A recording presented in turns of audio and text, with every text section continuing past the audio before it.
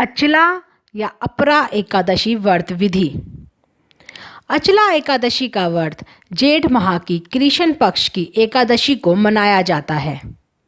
इसे कई लोग अपरा एकादशी भी कहते हैं।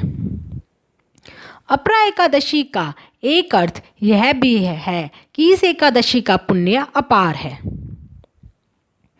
इस एकादशी का व्रत करने से लोग पापों से मुक्ति होकर भव सागर से तर जाते हैं। इस व्रत को करने से ब्रह्म हत्या, परनिंदा, भूत योनि जैसे कर्मों से छुटकारा मिल जाता है। व्यक्ति को कीर्ति, पुण्य तथा धन धान्य की प्राप्ति होती है। यह व्रत पुण्यों को प्रदान करने वाला एवं समस्त पापों को नष्ट करने वाला होता है। इस व्रत को करने से व्यक्ति को अपार धन संपदा प्राप्त होती है। इस व्रत को करने से प्रसिद्धि को पाता है। इस दिन भगवान विष्णु व उनके 5वें अवतार वामन ऋषि की पूजा की जाती है। अपरा एकादशी व्रत के दिन पूजा का विशेष विधान रहता है। इसमें साफ सफाई एवं मन की स्वस्थता का पूरा ध्यान रखा जाता है। इस व्रत का प्रारंभ दशमी तिथि से ही आरंभ हो जाता है। दशमी तिथि से ही भोजन और आचार विचार में संयम रखना चाहिए। एकादशी तिथि के दिन प्रातः काल में जल्द उठकर अन्य क्रियाओं से निवृत्त होकर स्नान आदि करके व्रत का संकल्प और श्री विष्णु भगवान की पूजा करें। पूजा में तुलसी दल, श्रीखंड, चंदन, गंगा जल व फलों का प्रसाद अर्पित करना चाहिए। व्रत रखने वाले को पूरे दिन परनिंदा, झूठ, छल, कपट से बचना चाहिए। पूरे दिन व्रत कर संध्या समय में फल आदि से भगवान को भोग लगाकर श्री विष्णु जी की पूजा धूप, दीप और फूलों से करते हुए कथा का श्रवण करना चाहिए। इसके पश्चात समस्त लोगों में भगवान का प्रसाद वितरित करें। पूरे दिन निर्जल उपवास करना चाहिए। यदि संभव ना हो सके तो पानी तथा एक समय फल आहार ले सकते हैं। द्वादशी के दिन यानी पारण के दिन भगवान का पुनः पूजन कर कथा का पाठ करना चाहिए। कथा पढ़ने के बाद प्रसाद वितरण, ब्राह्मणों को भोजन तथा दक्षिणा देकर विदा करना चाहिए। अंत में भोजन ग्रहण कर उपवास खोलना चाहिए। जो लोग किसी कारण व्रत नहीं रखते हैं उन्हें एकादशी के दिन चावल का प्रयोग भोजन में नहीं करना चाहिए। इन्हें भी झूठ और परनिंदा से बचना चाहिए। जो व्यक्ति एकादशी के दिन विष्णु सहस्त्र नाम का पाठ करता है उस पर भगवान विष्णु की विशेष कृपा होती है। अचला एकादशी व्रत कथा। अर्जुन ने कहा, हे प्रभु, जेठ माह की कृष्ण पक्ष की एकादशी का क्या नाम है तथा उसका क्या महात्म्य क्या है? इससे किस देवता का पूजन किया जाता है तथा इस व्रत को करने का क्या विधान है? कृपया कर यह सब मुझे विस्तार पूर्वक बताएं। श्री कृष्ण ने कहा, हे अर्जुन, जेठ माह के कृष्ण पक्ष की एकादशी का नाम अपरा है, क्योंकि यह अपार धन और पुण्यों को देने वाली तथा समस्त पापों का नाश करने वाली है। जो मनुष्य इसका व्रत करते हैं उनकी लोक में प्रसिद्धि होती है। अपरा एकादशी के व्रत के प्रभाव से ब्रह्म हत्या, प्रेत योनि, दूसरों की निंदा आदि से उत्पन्न पापों का नाश हो जाता है। इतना ही नहीं, स्त्री गमन, झूठी गवाही, असत्य भाषण, झूठा वेद पढ़ना, झूठा शास्त्र बनाना, ज्योतिष द्वारा किसी की भरमाना, झूठ वेद बनकर लोगों को ठगना आदि भयंकर पाप भी अपरा एकादशी के व्रत से नष्ट हो जाते हैं। युद्ध क्षेत्र में भागे हुए क्षत्रिय को नरक की प्राप्ति होती है, किंतु अपरा एकादशी का व्रत करने से उसे भी स्वर्ग की प्राप्ति हो जाती है। गुरु से विद्या अर्जित करने के उपरांत जो शिष्य गुरु की निंदा करते हैं तो वे अवश्य ही नरक में जाते हैं।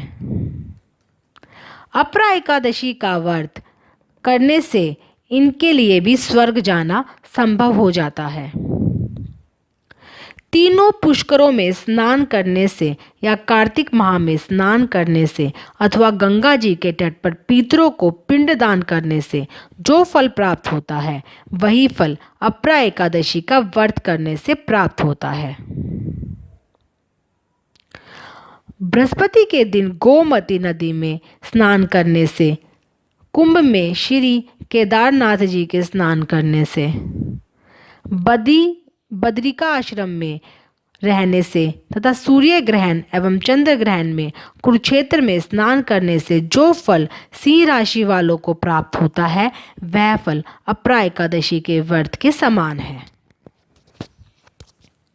जो फल हाथी घोड़े के दान से तथा यज्ञ में स्वर्ण दान से प्राप्त होता है वह फल अपरा एकादशी के व्रत के फल के बराबर है। गो तथा भूमि या स्वर्ग के दान का फल भी इसके फल के समान होता है। पाप रूपी वृक्षों को काटने के लिए यह व्रत कुल्हाड़ी के समान है तथा पाप रूपी अंधकार के लिए सूर्य के समान है। अतः मनुष्य को इस एकादशी का व्रत अवश्य ही करना चाहिए। यह व्रत सब व्रतों में उत्तम है। अपरा एकादशी के दिन श्रद्धा पूर्वक भगवान श्री विष्णु जी का पूजन करना चाहिए, जिससे अंत में विष्णु लोक की प्राप्ति होती है। इसकी प्रचलित कथा के अनुसार प्राचीन काल में महिध्वज नामक एक धर्मात्मा राजा था। उसका छोटा भाई वृषध्वज बड़ा ही क्रूर, अधर्मी तथा अन्यायी था। वह अपने बड़े भाई से द्वेष रखता था। उस पापी ने एक दिन रात्रि में अपने बड़े भाई की हत्या करके उसकी देह को एक जंगली पीपल के नीचे गाड़ दिया। इस अकाल मृत्यु से राजा प्रेतात्मा के रूप में उसी पीपल पर रहने लगा और अनेक उत्पात करने लगा। एक दिन अचानक धौम्य नामक ऋषि उधर से गुजरे। उन्होंने प्रेत को देखा और तपोबल से उसके अतीत को जान लिया। अपने तपोबल से प्रेत उत्पात का कारण समझा।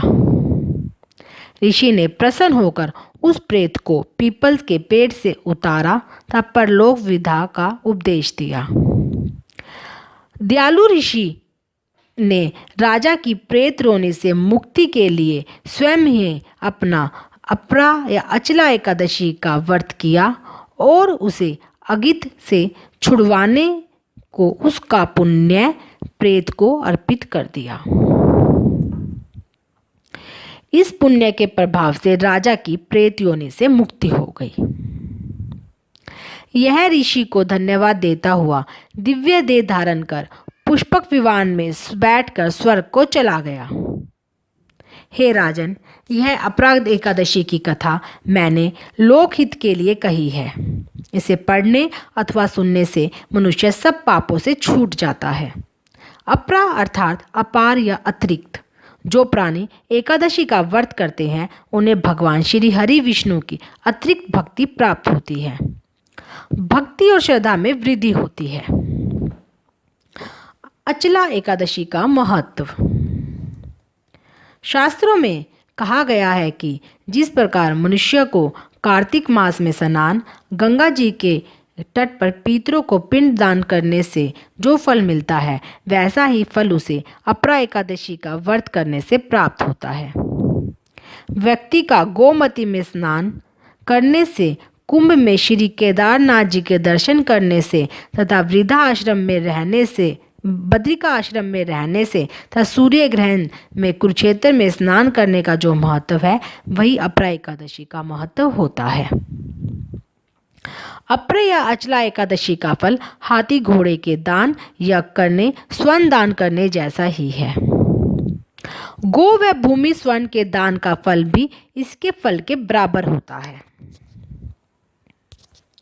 अपरा का व्रत पाप रूपी अंधकार के लिए सूर्य के प्रकाश समान है।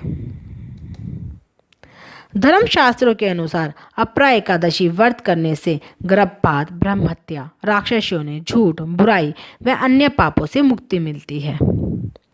इस पुण्य व्रत के प्रभाव तीर्थ यात्रा, पिंडदान, स्वनदान आदि से बढ़कर है।